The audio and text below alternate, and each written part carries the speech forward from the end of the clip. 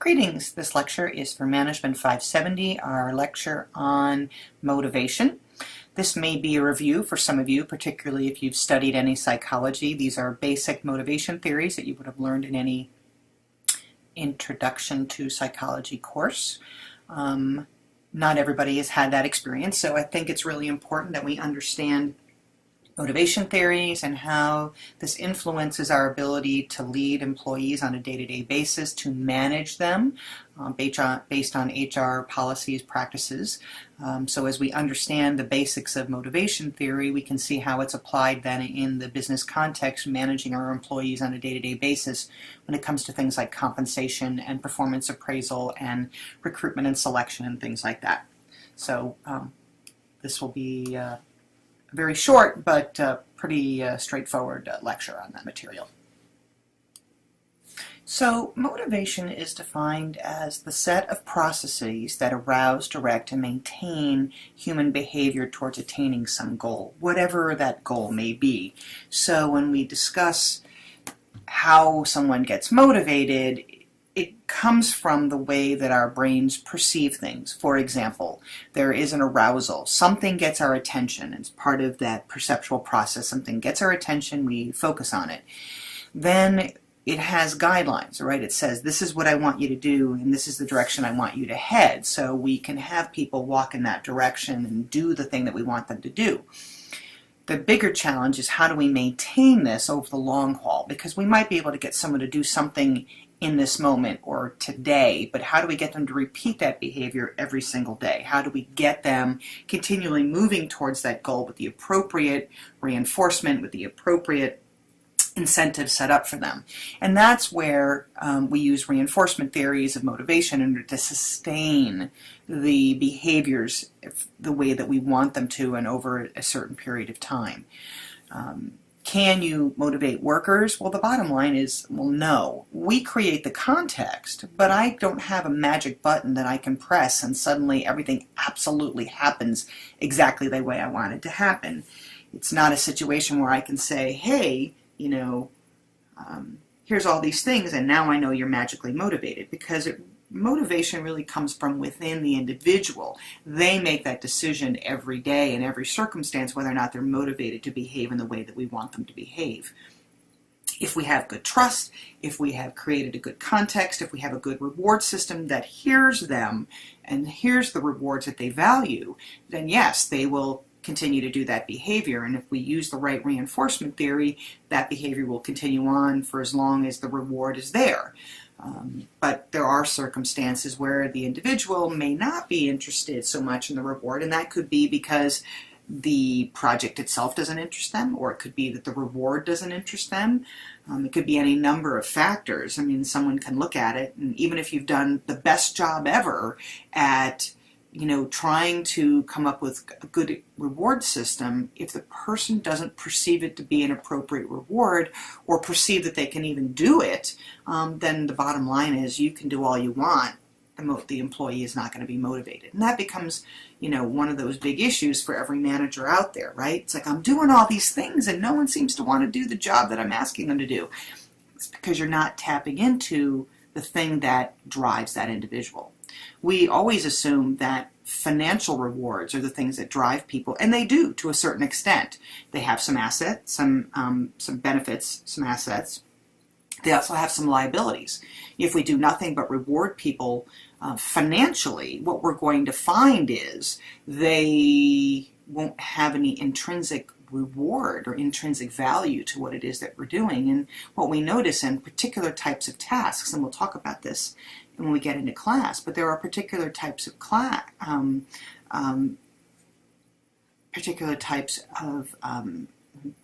rewards and behaviors that we're looking for, that if employees don't find the reward rewarding, they're not going to perform that task at all. They're not going to do what we expect them to do. And this has to do with whether or not these are tasks that are very rote, very predictable, very much, simple tasks where, the production is if you do more, you get more rewards, and that's great. But when we want people to do creative things, that's more problematic. It's more challenging for us. And so we'll talk a little bit about that. There are three basic questions that we need to address around the issues of motivation. The first one is, what motivates us? It's what's going to arouse our attentions, if we go back to that initial definition.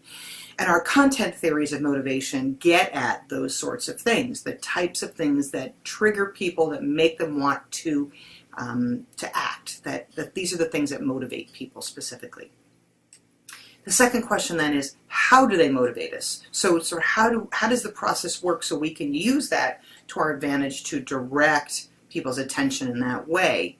And that's the process theories. The process theories tell us how that motivation actually occurs, what goes on in the little black box that we call our head, and it helps us to understand why some rewards might work and some rewards might not work. Not everybody believes that the same rewards are going to be of value to them. And then lastly, the maintaining the human behavior. How do we sustain that motivation over time? Well, that's done through reinforcement theories. What do we do how often do we give the reward? And should the reward be random, or should the reward be on regular intervals? Some rewards are on regular intervals. Some rewards are going to be random, or some punishments will be random. So it's essential that we understand what it is that is the behavior that we're interested in affecting, and then figure out what content, process, and reinforcement theory is going to work best in that. And this may sound like a really complex process, but it's really important that we, first of all, get to know that individual that we're trying to motivate and figure out what is the things that motivate them, how does it work in them, and then what's the best way to reinforce that for them. And this is an individualized process. It's actually not that hard in some ways, and it's really difficult in others, because it's a really straightforward process. What motivates them? How do we get them to do it? And then how do we reinforce it? But being able to be savvy enough as a manager, as a leader, to know what it is that that individual needs requires a lot more work. It requires some trust. It requires some communication. And these are the kinds of basic skills that we're going to be talking about as we go into this class. And then ultimately, we're going to, talk more then about the HR types of activities that managers need to be engaged in. So starting with the content theories, the two basics that most people refer to are Maslow and Aldifer. And while people may argue Maslow's work is fairly old and it's antiquated, certainly he did this work in the 50s and 60s, and Aldifer followed him, I think, in the 70s.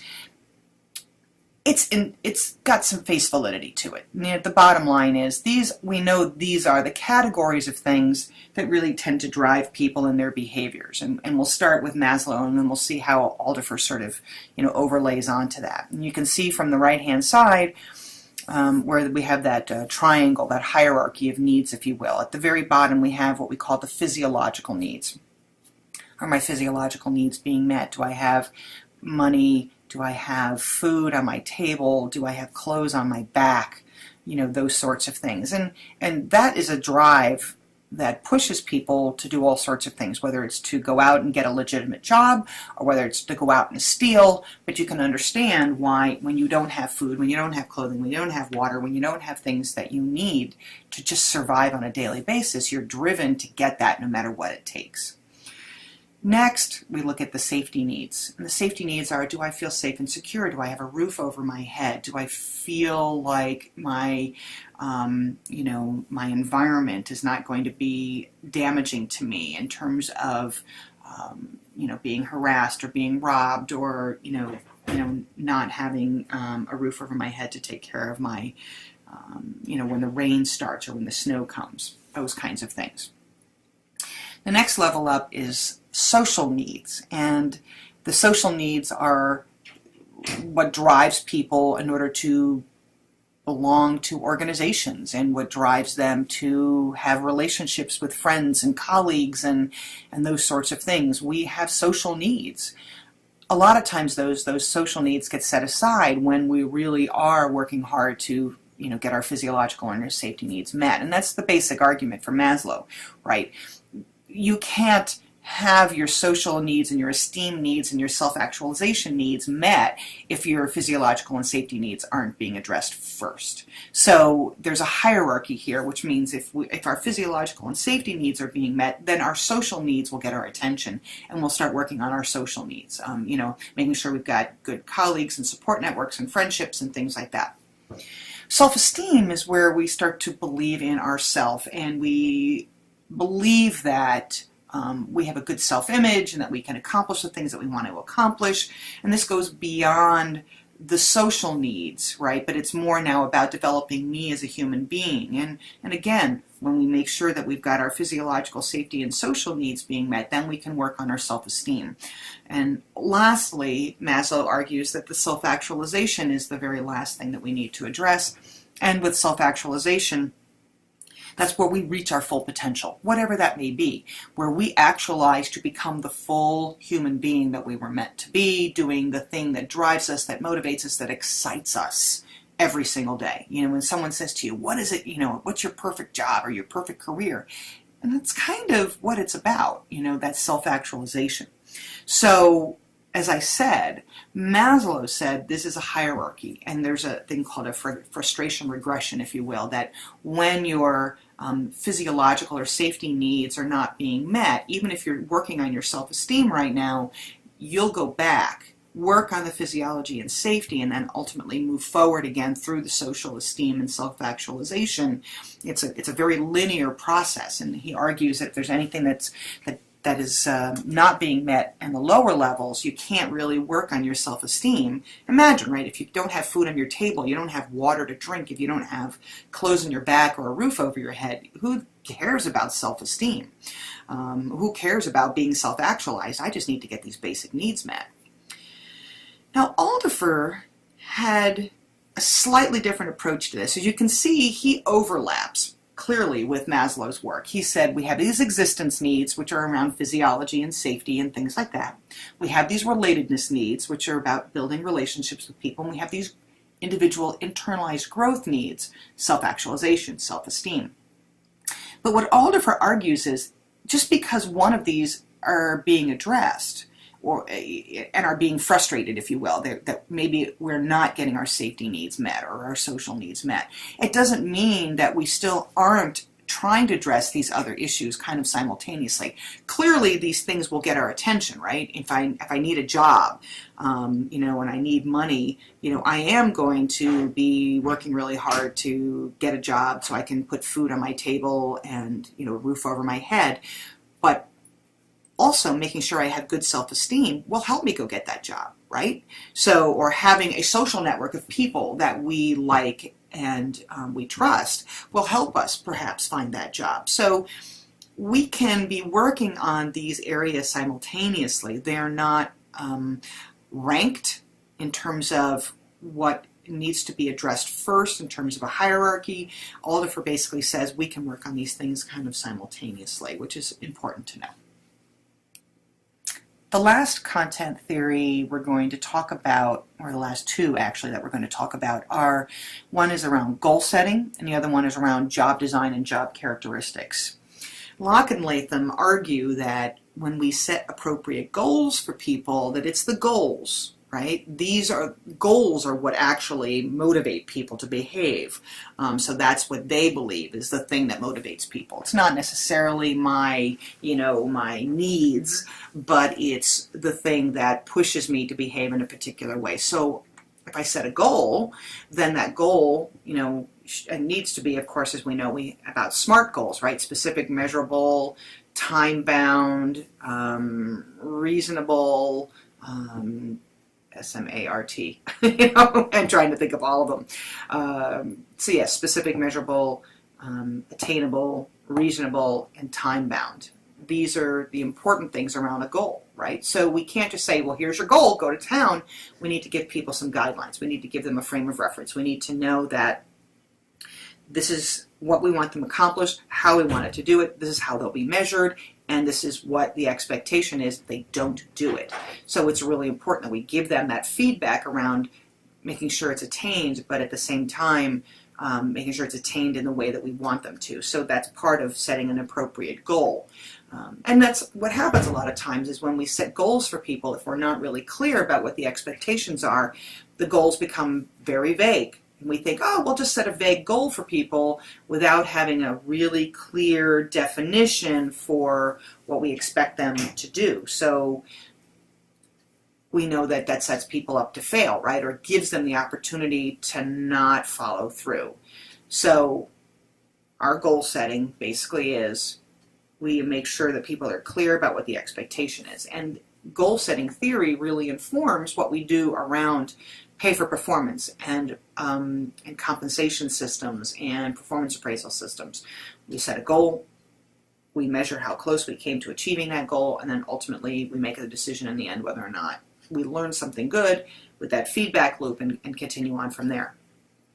The next item is the Hackman and Oldham job design or job characteristics model. And what Hackman and Oldham are getting at in their model is that there are intrinsic rewards that we need to address. A lot of the stuff in Maslow's work and in even Alderfer's work, if we think about the physiology needs and the safety needs and things like that, those are very extrinsic focused, making sure that I have the physical things that I can physically touch, that I know that I'm safe. I have food, I have water, I have a house, I have a car that can take me where I need to go. But there are intrinsic elements to jobs, as we've already talked about, that need to be addressed. And if we focus only on the extrinsic, people won't focus on the intrinsic things and think about how important those intrinsic rewards are for us. So Hackman and Oldham decided that we can design jobs in such a way with certain aspects addressed that creates a situation where the worker can be more motivated to behave. And what does that look like? And that will be addressed on the next slide. So basically, it works like this. Each job can be designed with certain dimensions to it. Number one, skill variety, meaning having a wide variety of skills that we need to exercise. The greater the variety, the more it holds people's interest, the more it feels meaningful to them.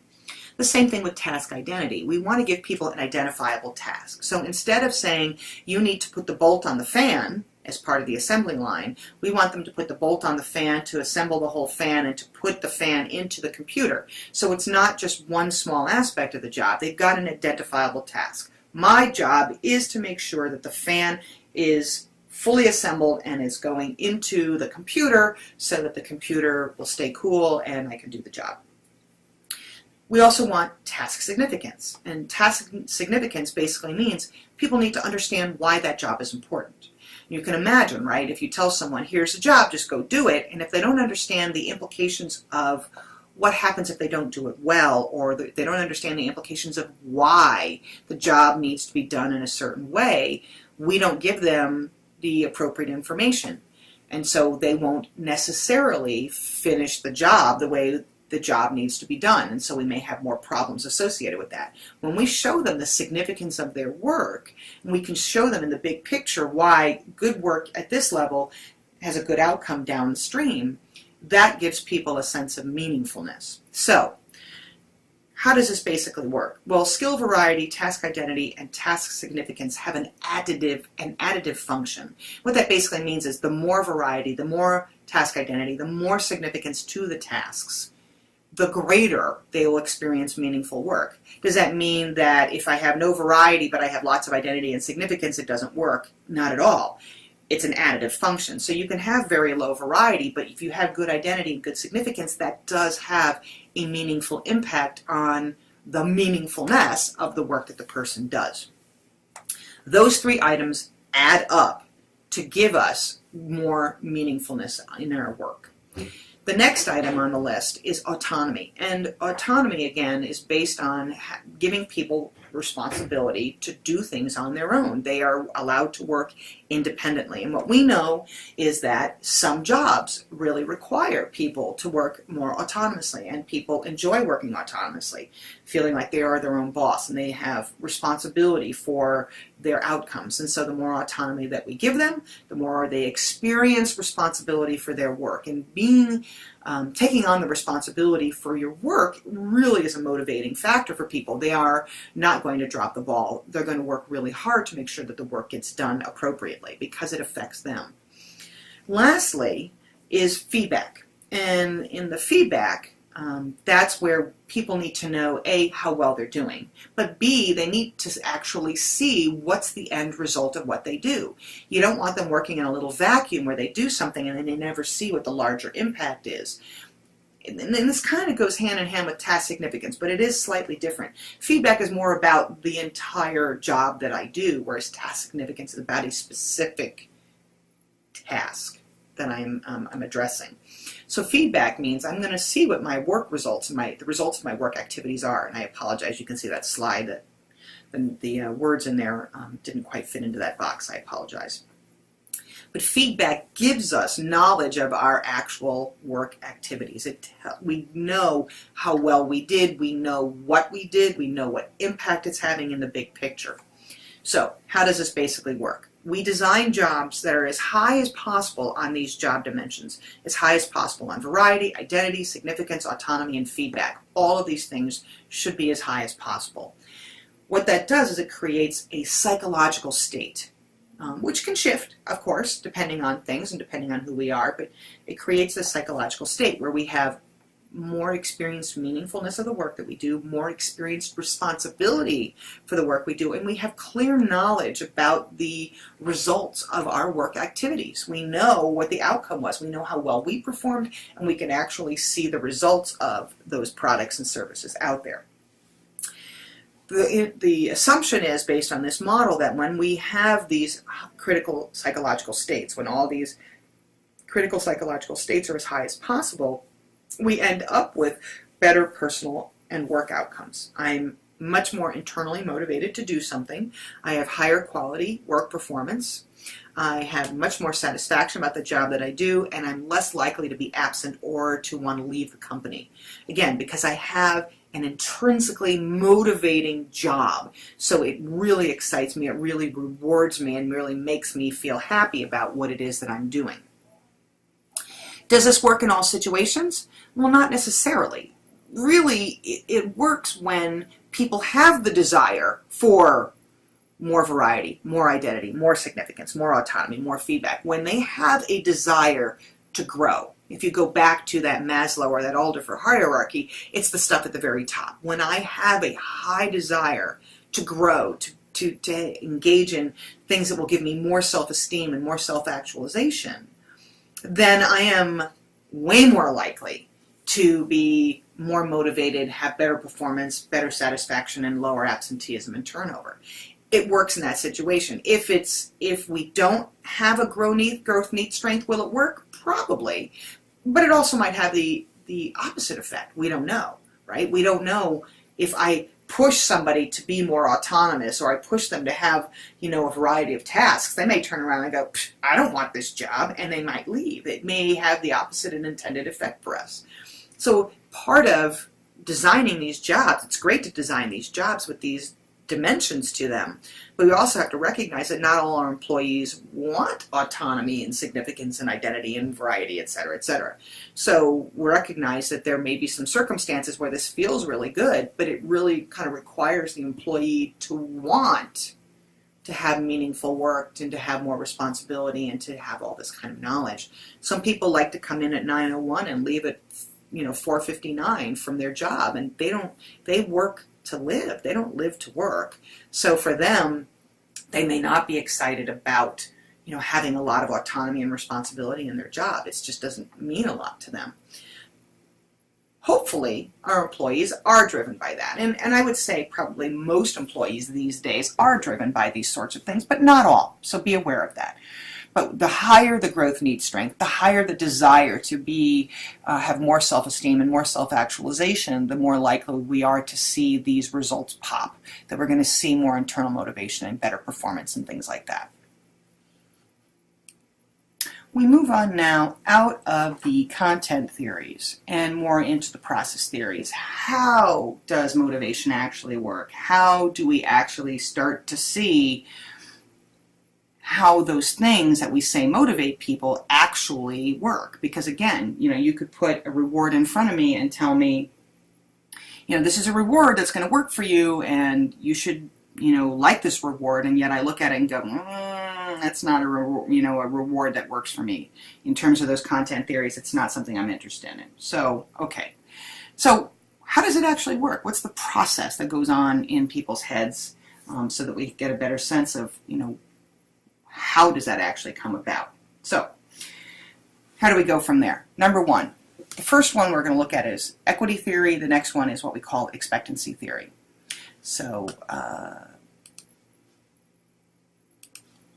equity theory basically argues that we are always interested in looking at the relationship between our work efforts and our rewards in relationship to a referent other, okay, whoever that other is. And there's all sorts of different others.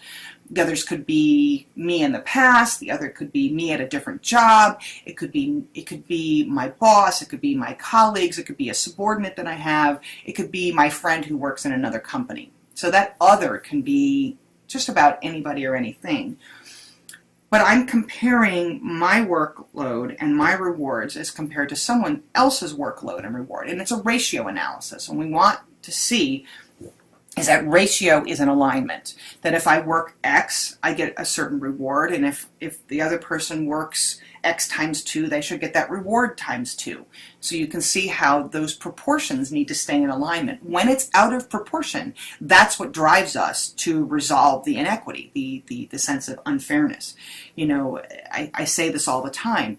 Children know almost from the time they can talk and walk what is fair and what is not. And you hear this from 2-year-olds, 3-year-olds, 4-year-olds, like, that's not fair. So you've got, the older sibling has 2 cookies and the younger sibling has 1 cookie. Mom had to decide how to distribute 3 cookies to 2 kids.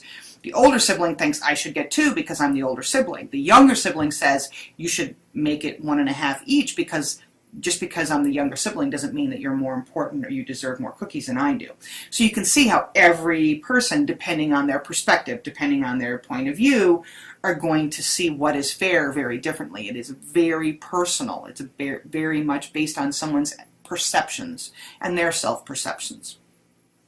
So, how does it basically work? Well, we'll set up a formula, and you can say, well, I work 200 and I get a reward of 500, and my neighbor I think only works 200 but they got a reward of 800 or 900. So how does that work? It's out of whack. Why are they getting more of a reward than me? And there's a whole lot of different reasons why I might say that there is something that's not fair. It could be because I've been told that the reward that person got is more than what I got, and in which case then if I think they work as hard as I do, and but they got a better reward, that's a problem for me because I should get the same reward as them, right? So if we think that our colleagues who do the same work as us are being paid more, we're going to turn around and say, that's not fair. So what can we do about that? One thing I could do is I could go to my boss and say, I need a raise, right? I mean, that's an absolute option. The other thing I could do is, particularly if my boss says, well, no, you're not being paid more or less and I'm not giving you a raise, I could quit. Resolves the equity problem as well. So I could leave the company and it's not an issue. But there are other factors. I mean, so it might change my behavior a little bit. I could say, I could ask the reward. Another thing that I could do is slow down my work output. If I don't think my reward is in proportion to the work that I'm doing compared to my colleague who does the same work as I do, I might slow down and say, I'm not getting I'm not getting a big reward, so why should I work this hard? And so you start to slow down your work output. And you say, well, now it's in alignment. Now I'm working as hard as I think I should compared to the reward I'm getting. The other thing you could do is make a psychological shift where I could say, wow, maybe I'm not working as hard as I thought I was, and maybe I need to work harder. So here's what I'm going to do. I'm going to work harder. I'm going to realign the way that I think about my work and work harder so I get the reward that I want. Right? You might look at your colleague and your colleague probably is doing more work that you weren't aware of, and suddenly you become aware of the fact that they're doing more work than you thought. So you have to do a shift in your own head, psychologically speaking, to say, wow, I do need to do more work. right? Or someone might turn around and say to me, that person might turn around and go, oh no, here's my paycheck. I'm not making more than you. I'm making less than you. In which case then your equity is restored and may actually, make you feel like maybe you're working too hard, and you're getting too much of a reward. Of course, no one ever feels like they're being overpaid. We are more likely to react to an underpayment than we are to an overpayment. Very few people will actually turn around and say, I'm being paid too much for what I do. Their argument is everybody else needs to be paid at the same rate I am. That's their motivation. It's really never about, I'm going to give this reward back because I'm overpaid. It's about, no, everybody else shouldn't be in alignment with the way I'm being paid. So again, we can change the way we think about the reward. We can change our behaviors. Some of them are good processes or good behaviors or good outcomes, and some of them are not so good. Again, we're deciding to quit, if we don't know for sure that there's a mismatch in the rewards, or, making the decision to slow my work output down. Again, if I'm not really sure that this is a real inequity situation. It's about how I perceive it, right? So I really need some facts. I need some reality. I need to know for sure, whether or not I'm being over or underpaid before I take some rash actions in order to make that happen. And we could talk a little bit more about equity theory, in class so people have a better clarity around that. So in the next theory we're going to talk about, which is expectancy theory, we're getting at a couple of questions here as well. How do we become motivated? Does that motivated worker then become a high performer necessarily? And that's not always necessarily the case. And ultimately, will that high performer be satisfied? There is this baseline assumption that satisfied workers are more motivated, and that actually is not true. Motivated workers are more satisfied, right? If I have a situation where my worker is very motivated, they're actually a good and high performer, in the end, that drives satisfaction. Satisfaction and happiness doesn't drive motivation and performance, not in that way. So it's really important that we get the direction in which these things occur. The person has to be motivated. Then the person has to be actually succeed at the tasks that they're setting out to do. And then ultimately, assuming that I can get the good task and get a good reward, I'm ultimately going to be satisfied with that reward. And this is where, equity theory sort of influences expectancy theory to some extent, making sure that my reward is fair, that I feel good about it. So how does this process basically work? Well, I've color-coded it so you get a better sense of what happens at each step of the process. First of all, the stuff in yellow.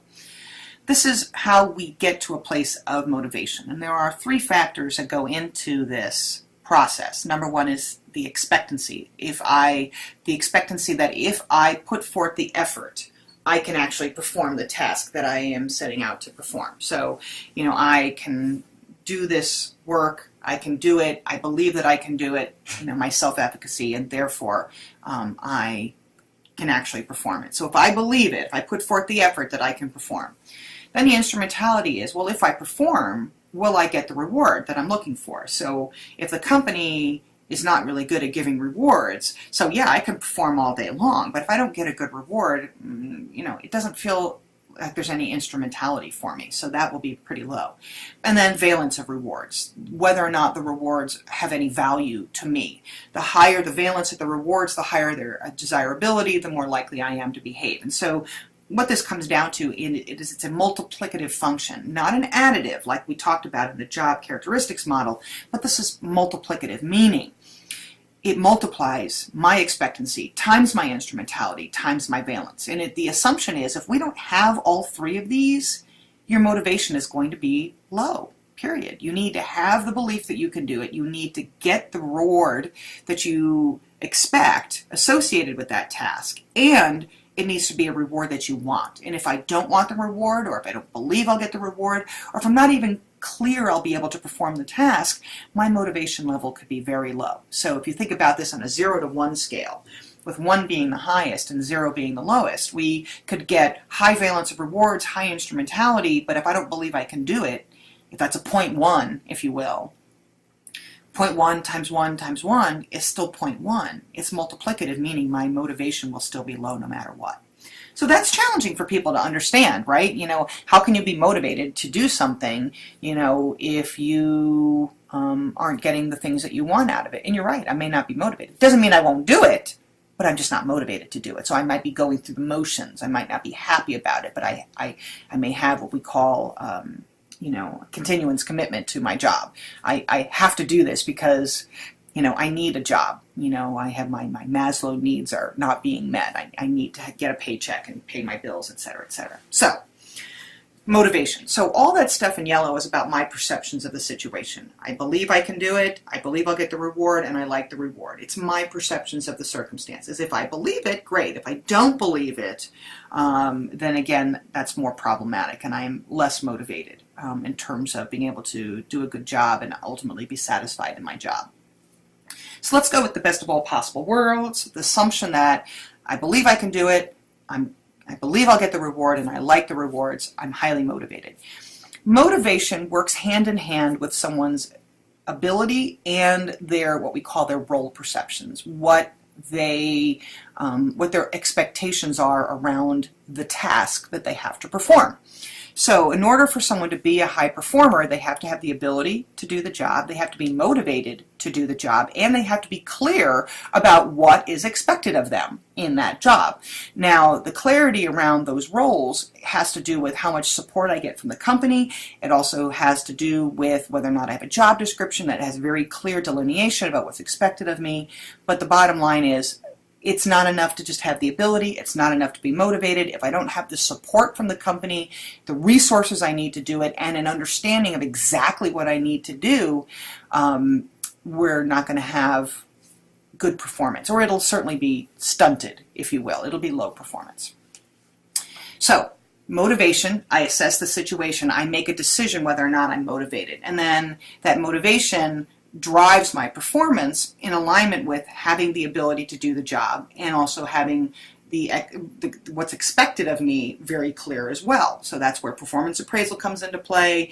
Ability has to do with training and development and making sure that we hire the right people with the right skills. So you can see how these things start to get applied to HR itself. Right? I need to make sure I have these things. So let's again assume I have the ability, I have the motivation, I've got all the support I need from the company, I'm a high performer. Just because I'm a high performer doesn't mean there's going to end up being a really good reward system for me and then that I'll ultimately be satisfied. Remember, when we're talking about the instrumentality and the valence in the area in yellow, it's about my perceptions of it. I might think that I'm going to be rewarded appropriately. I might think that it's going to be a valuable reward to me. But the stuff here in green is about what actually happens. And that's the difference between the yellow and the green. The yellow is what I perceive is going to happen. The green is what actually happens. And so how I experience it ultimately. So now I'm a good performer. I need to know whether or not I'm going to be satisfied with my job. And here's what has to happen for the company. They need to make sure they're addressing both intrinsic and extrinsic rewards. The extrinsic rewards, things like pay and company policies and good working conditions and things like that. Those have to be there, bare minimum, right? And then we have the intrinsic rewards, which goes back to that Hackman and Oldham model of job design, right? Task identity, task significance, task variety, significance, and identity. Then I need to make sure I've got autonomy. Then I need to also make sure that I've got, the kind of feedback that I need. This is all in the job design itself. So I can only be intrinsically motivated if those sorts of things are at play. If I've got a job that just gives me meaningful work that I'm excited about and I have lots of responsibility, that's the intrinsic rewards. The extrinsic rewards are, I got a good paycheck, I feel safe at my job, I know I got good rewards and good benefits and those kinds of things, extrinsic. So both of those have to come into play. You can't have one and not the other. We need both. Obviously some jobs are not going to be intrinsically rewarding.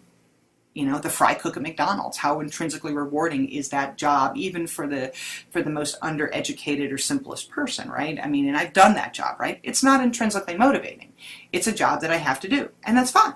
It's a job I have to do. I'm more extrinsically motivated to do that job than intrinsically, but I also want to make sure that I do the job right. So there is some pride in there.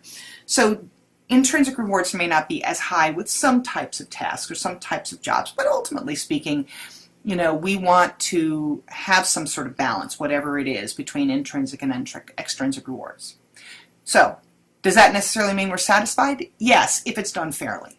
Again, if I feel like the rewards are not being meted out fairly, if I work really hard and I don't get an appropriate reward, this is more problematic for us. We are always looking to make sure that the way that the rewards are given to us are that we perceive them to be fair.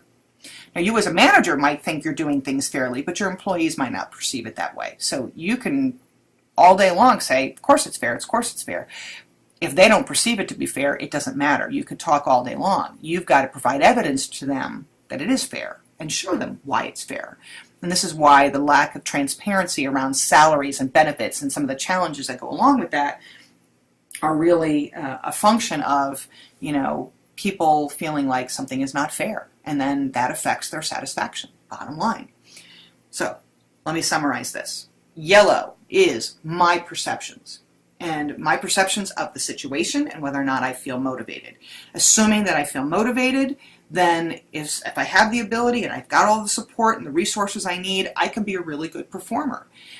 As a performer, then, I need to make sure that the rewards that I get are rewarding to me, that it creates the high valence, that I know that I'm going to get the reward and that the reward will be valuable to me, something that I really, really want. So we know that our job design systems are helping us, our company policies are helping us to make sure that when someone performs, they actually will get the reward. And then ultimately, the value of those rewards, when it is done fairly and it's something that I value, I will be satisfied. It'll have the high valence will contribute then to the motivation.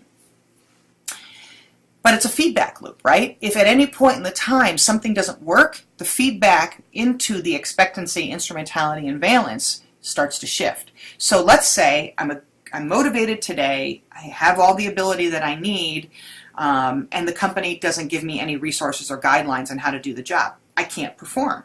So the feedback loop then says, the next time I'm faced with this task, do I believe that I can do it? Well, my self-efficacy is going to go down.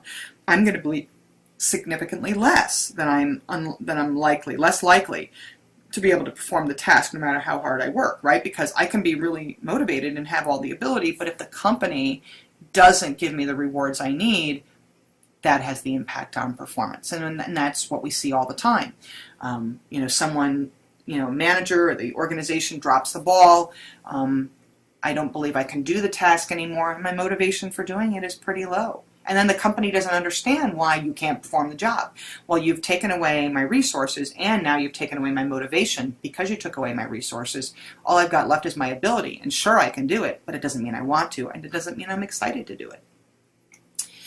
Same thing as we move forward. If the company policies and the job designs have a negative impact on instrumentality, if I realize that no matter how hard I perform, I'm not going to get the reward that I want, you're not going to get a reward, that's a problem. And then lastly, even if I get the reward, do I want it? Does it matter to me? Do I even care? And if I don't believe that the reward is going to be valuable to me, I could have high expectancy, I could have high instrumentality, but the valence decreases my motivation. So I might be a low performer because I don't care about the reward. It doesn't matter. That's not the thing that's going to drive me anymore.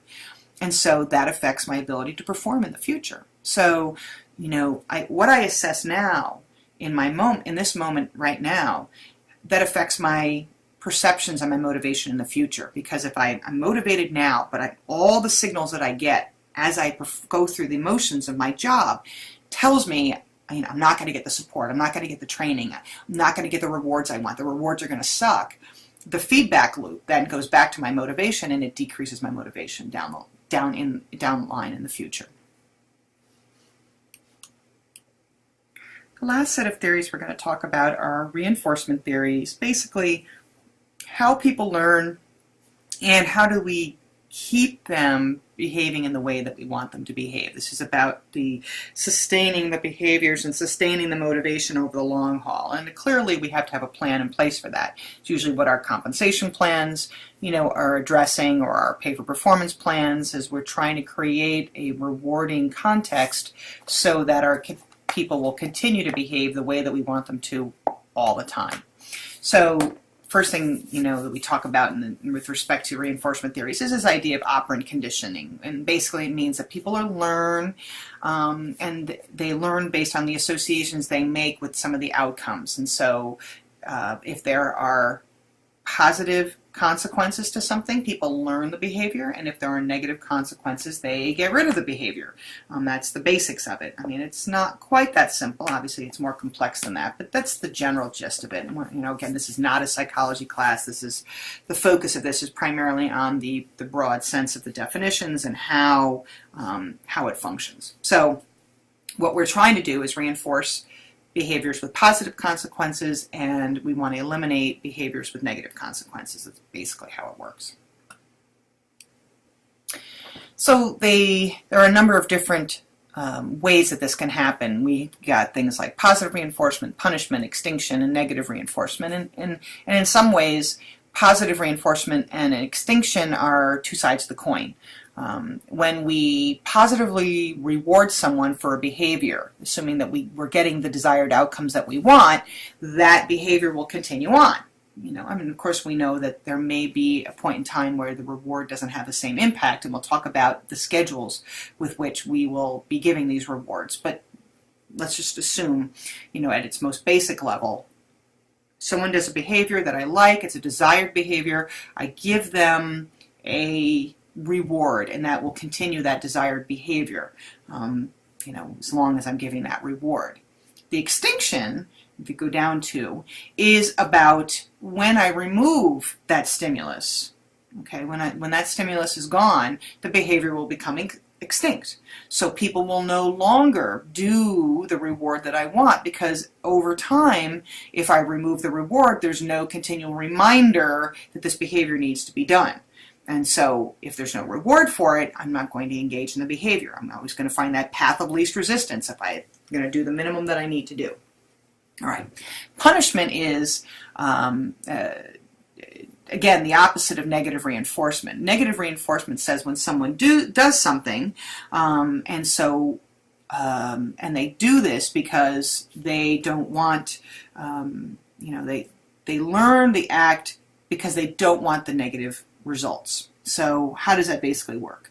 When someone gets punished for a behavior, so you do something that's inappropriate, you get a punishment for it.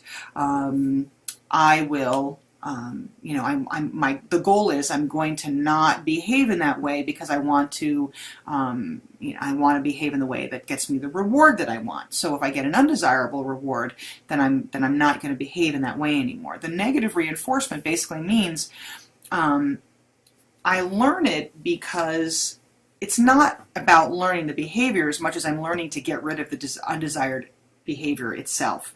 So I'm avoiding that behavior not because I want to do it, but because the undesired outcome is so bad that I just want to. I'm just going to ignore it. So imagine, this, where your parents are like, because I told you to, because I told you to, because I've told you to, and your parents yell at you all the time, and then you finally turn around and say, fine, I won't do it. Doesn't mean you want to do it. Doesn't mean you're excited to do it. Doesn't mean that you're thinking, oh my God, this is a wonderful new behavior that I want to learn. It's like, I don't want to hear my dad yell anymore, so I'm just going to do this. And it's a lot easier. So it's a negative reinforcement. It's not really a positive reinforcement. It's negative because I'm just trying to avoid something as opposed to actually gaining something. Punishment is, as I said, just basically happens when I get a negative outcome when I get undesirable circumstances, when I get the undesirable reward for that behavior. So I get a behavior and something happens and I don't like it, and therefore I'm not going to do that again because I don't like that reward. I don't like that undesirable consequence. So this table basically summarizes how reinforcement theory basically works. So number one, when the stimulus is present, and the stimulus is pleasant, then it's considered positive reinforcement. So I am much more likely to increase the behavior that I get because I like the pleasant stimulus, and so an example of this is getting praise from your supervisor, and your supervisor said, great job, I'm going to continue to do that. Or I get, a pay reward or a bonus for doing that. I'm going to continue to do those behaviors because I want that bonus, I want that reward. In terms of punishment, what is presented to me is an unpleasant stimulus. And so the unpleasant stimulus decreases the behavior. If I get criticism from my supervisor for doing something, I'm not going to do that anymore because I don't want the criticism. Now, extinction means a pleasant stimulus is removed. So when I remove the pleasant stimulus, my desire to continue to behave in a particular way decreases because there's no stimulus, there's no reward to continue to keep me on that straight and narrow path. So if I forget to say thank you to you today, or I forget to pay you this month, your desire, your motivation, your excitement about continuing to behave in a particular way or to work in a particular way decreases because suddenly that reward went away and you're like, ooh, it went away. So I don't need to continue to do this anymore. So I only do what I'm being rewarded to do. If we withdraw an unpleasant stimulus, basically if, I've been punishing you and suddenly you're not doing the behavior that I don't like anymore, then that's what we call negative reinforcement. So the behaviors that I want are going to increase because I'm removing that unpleasant reward. The behaviors are starting to increase. So future criticism then is avoided. So I'm going to behave in this way, or I'm not going to behave in this way. I'm going to behave in a particular way to avoid the criticism, not because I'm excited to do it, but because I just don't want to deal with the negativity that's attached to it. So negative reinforcement is not really the best way to handle things, and neither is punishment, honestly. Positive reinforcement works really well. That's the direction that we want people to head into, of thinking about the positive issues. That doesn't mean that we should not have consequences for our behaviors. Punishment works to some extent, but negative reinforcement doesn't. If you can't just nag someone to death and hope that they're going to do something, you've got to create a positive incentive for them to do it and not just focus on the negative, because ultimately that negative stuff is going to wear down. People aren't going to even care anymore, and they'll just say, I don't care, I'll just listen to it because I'm just not going to do this because I don't really want to do it. There's no a real incentive for me to do the behavior. There's an incentive for me to not get punished. It's a very subtle difference, but it's these subtle differences that really make a difference on how your employees will respond and how committed they are to the bottom line and committed to you. When there's a development of trust between the supervisor and the employee, and the supervisor is really good about rewarding you for the good things and letting you know when you do something inappropriate. That combination of punishment and positive reinforcement, we are more likely to get the kind of behaviors that we want, particularly if we really remember the positive reinforcement. What we want to stay away from is negatively reinforcing people to do something. You yell at them nonstop until they stop doing it, and then you say, well, I won't yell at you anymore. And it's like, ugh. That's not going to work for you. You can't do that absent positive reinforcement because it just doesn't sustain over the long haul. The last thing we want to address is reward schedules. Now, we know from the perceptual process, we know from people's perceptions that when a stimulus is being sent to them, we get numb to it after a while. So if you get rewarded all the time, if someone says to you, good job, good job, good job, that reward starts to cease to be good, right? It starts to lose its efficacy, if you will. So we get used to the stimulus, we don't hear it anymore, so a continuous reinforcement starts to get us numb after a while because we just don't hear it anymore. It doesn't become novel. It's not exciting. It's not new. It's not. It doesn't feel always genuine, right? So we tend to focus more on what we call partial reinforcements. We could do this on a fixed or variable rate, intervals or ratios. And so how does that basically work out? A fixed interval means after a certain period of time you get a reward. So payday is a fixed interval. So I get paid today, and I know I get paid in 2 weeks, and another 2 weeks, and another 2 weeks. So the goal here is I know that at least for the next 2 weeks, I'm going to behave really well so I can get my paycheck, right? And if the company decides one day to stop paying you, then it's like, not a problem. And so these fixed intervals are much better than sort of paying somebody every day, right? So come back tomorrow, here's your pay. Come back tomorrow, here's your pay. We want them to be here for longer periods of time. So come for the next 2 weeks, come for the next month. So that's why our reward system works out that way. And, again, there are all sorts of financial reasons why we don't pay everybody every day. We want cash flow, we want interest rates, those kinds of things. But even from a reinforcement schedule, it makes sense to do an interval, a fixed interval, where people know guaranteed every couple of weeks they're going to get paid, and so they come to expect that, and it's fine. Then we have what we call the variable interval schedule, and that variable interval schedule means you just don't know. Sometimes it might happen every week, sometimes it might happen every couple of weeks. They're pop quizzes. And pop quizzes work because you never know when you're going to get the quiz, and so you're always on top of your work because you want to make sure that you are prepared just in case it might come tomorrow. And a variable interval schedule is how drug testing works, right? I mean, you never know when you're going to get the drug test, so you're always clean because you don't know when it's going to work. And this works. I mean, I have, friends in my life who were pretty heavy pot smokers who, when they came to a job that had random drug tests, they stopped. And it was stunning, but they stopped. You never thought I would ever see the day, and it did happen. A fixed ratio scale means, when you sell a certain amount of product, you get a reward. And so it doesn't matter how long it takes you to do it, if you behave and you meet the goal, the number of responses or the number of sales that you're supposed to have, you could do it in a short period of time or a long period of time. It doesn't matter because it's a ratio. I hit the ratio. And if I hit the ratio sooner, I get the reward sooner, but it's a fixed ratio. Every time I hit the ratio, every time I hit the number of sales I'm supposed to sell, or the number of cars I'm supposed to sell, the number of widgets I'm supposed to make, I get the reward, period. So the incentive then is I want to do it faster so that I could get the reward faster and get more reward in the same period of time.